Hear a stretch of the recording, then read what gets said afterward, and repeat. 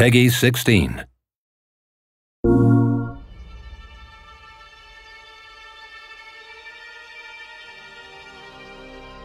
It's hard to answer the question, what is a hero, because it's such a broad term.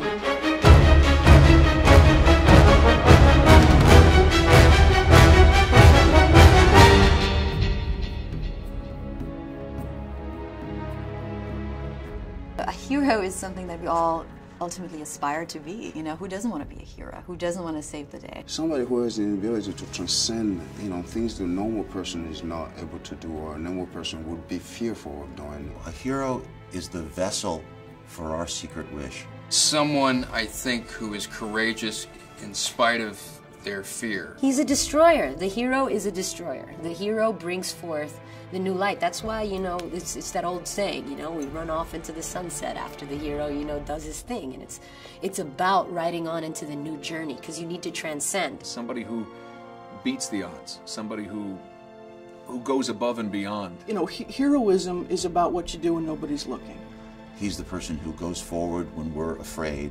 The hero has to be very dignified. The soldier who's sent into battle. Veracity, there's a truth, a very solid truth. Fighting great villains or fighting great creatures. The pilot who landed in the Hudson. We look toward heroes to instruct us, or to represent us, and even to represent our fantasies. Looking at a hero, you almost escape yourself in a certain fashion. Because we want to see the human experience writ large, and the way you write that large is by telling a story that has externalized violence and conflict in it. It's fun to do action. I like kicking ass and taking names, you know what I mean? I'd probably run, I have punched people.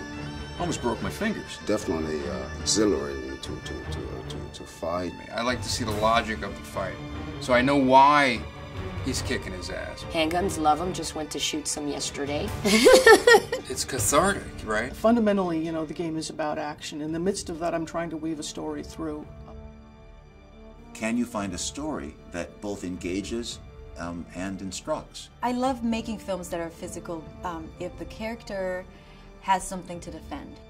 We want to tell stories that don't have this sort of cognitive dissonance in them, that don't make you feel like you're somehow, stooping when you play a video game, that somehow that's an activity for 14-year-old boys and not for 47-year-old women. What I love in action films is if you get the sense that the character is smarter too, someone that actually thinks about why he's doing what he's doing. You're celebrating his mind, his capacity to think really, really fast, almost multitask. And I think it's our responsibility to tell stories in the midst of all that visceral fun that stay with people. We look to stories to actually do something to make sense of our experience. Because I believe that stories are the way that we learn. We have to relate to something. We have to identify with something. We have to be connected to you. If the chips were down, would I have the will and the courage and the grace and the wisdom to do the right thing? I think everybody's got it in them. It's just whether or not you want to, you want to exploit that aspect of yourself or not. I mean, you can be greater than yourself. You can defend a cause that is greater than yourself. All the attributes of that moment gears you to either take the leap of faith to do what is great. Would we do what he does? Would we be capable? And that's why we invest. And that's, I think, also why we're drawn increasingly to heroes who are flawed. I love anti-heroes. I think they're awesome. My favorite. If a person has a flaw, as opposed to just being this sort of impenetrable, aspirational figure, then not only are they overcoming external obstacles, they're overcoming internal ones as well. Underneath rage is vulnerability. How connected everybody is to the world. You're not gonna. I'm not sure if you're gonna buy that big action star. What will bring intrigue to the storytelling? What will bring intrigue to the process?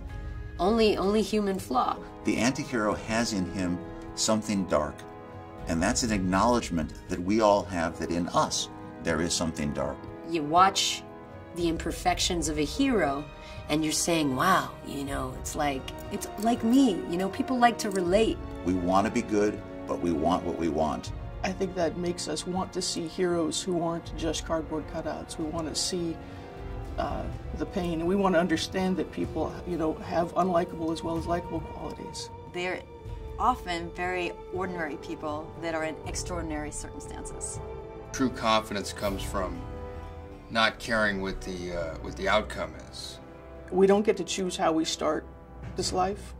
We don't get to choose the hand we're dealt. And what makes you a hero is what you do with that.